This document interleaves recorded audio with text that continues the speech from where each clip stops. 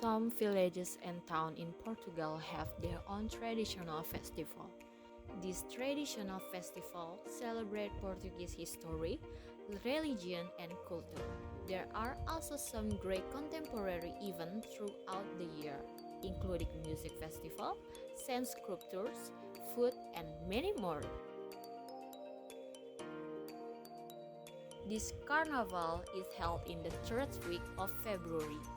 The traditional carnival began several centuries ago by Catholics in Italy, who started holding a wild costume festival the night before the first day of Lent because Catholics are not supposed to eat meat during that period.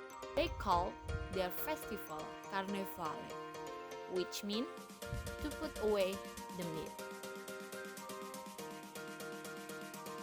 The feast of Nossa Senhora de Piedade, the patron saint of the city known as Mãe Soberana, has been celebrated in Loule for almost 5 centuries on Easter Sunday for 15 days.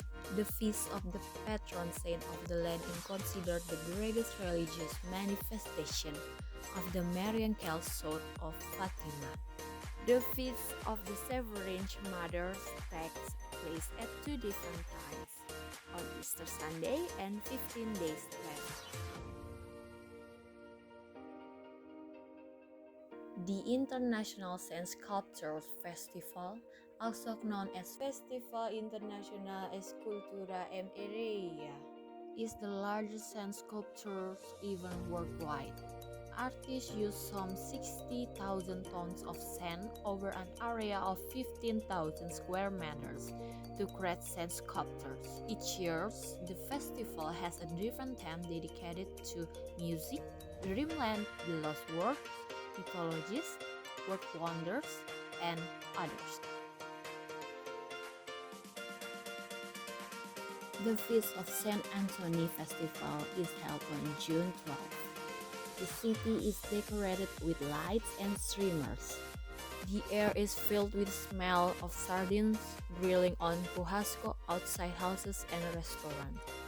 The tradition celebrates the story in the 13th century about the preaching of Saint Anthony, who preached to the fish in the sea. There were small fish and big fish lined up neatly. The reason is because the locals wouldn't want to listen to the Saint Anthony's sermon. During the first 2 weeks of July, the girls parade around the streets of Tomar with piles of bread on their heads as part of the ancient tradition. The girls who carry the trays have to wear long white dresses with a colored sash across the chest.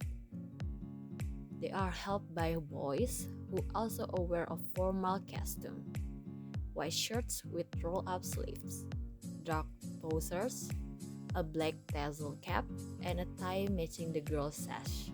The tabuleiro, which must be of the same height as the girl, is made up of 30 loaves of bread, specially shaped and each weighing 400 grams, threaded at equal spaces on 5 or 6 cans.